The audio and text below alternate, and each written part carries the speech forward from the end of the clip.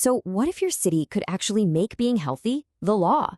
Not just, encourage it with posters and campaigns, but write it into the city code.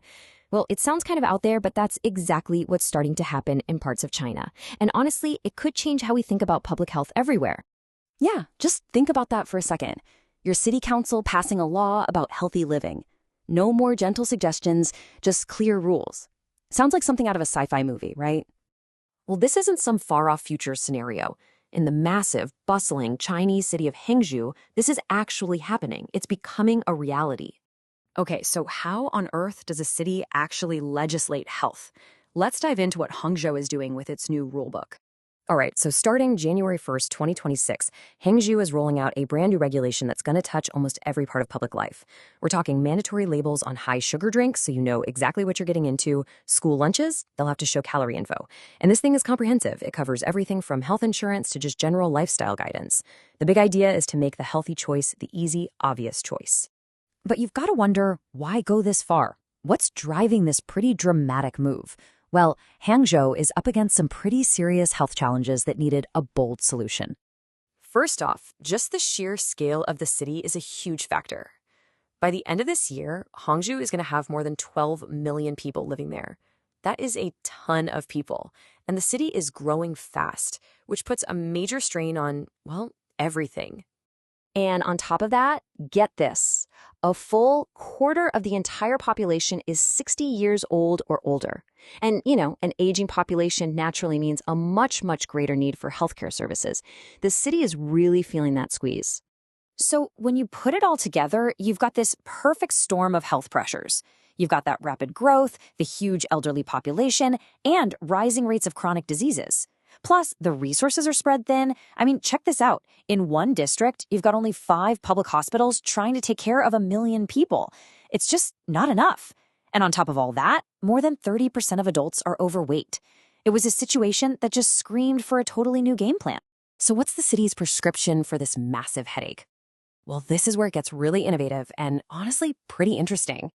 Okay, one of the coolest ideas they have is this health point reward system. It's basically gamifying good health. Think of it like a frequent flyer program for your own well-being. You go do something healthy like hit the gym or attend a health lecture, you scan a QR code, and boom, you earn points in your health account.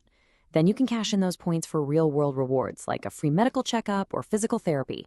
It's a pretty direct way to incentivize taking care of yourself. And this isn't just about personal habits. It's a total shift in how the city itself is planned. Before, when a new building project came up, the big questions were about economics and traffic. The old way was all about that. But now they have to do a health impact assessment. Planners have to ask, okay, how will this new highway affect air quality? What about noise pollution? Will it increase accident risks for the people who live here?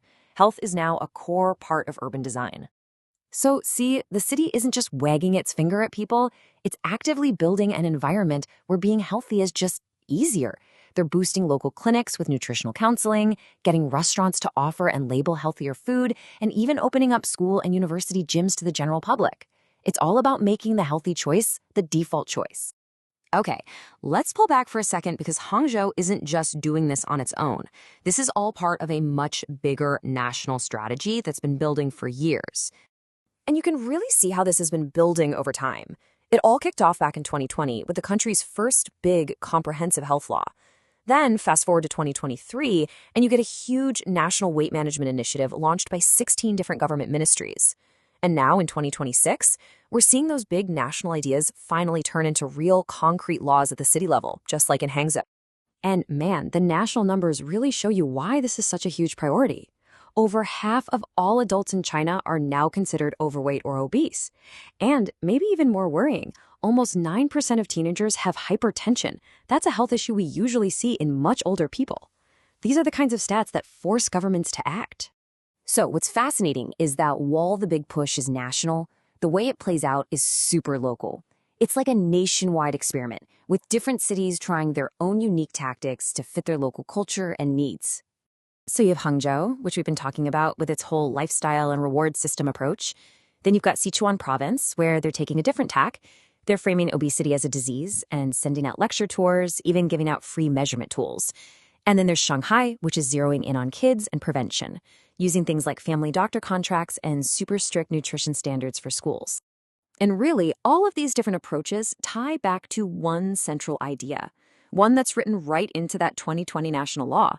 It says, citizens are the primary responsible party for their own health.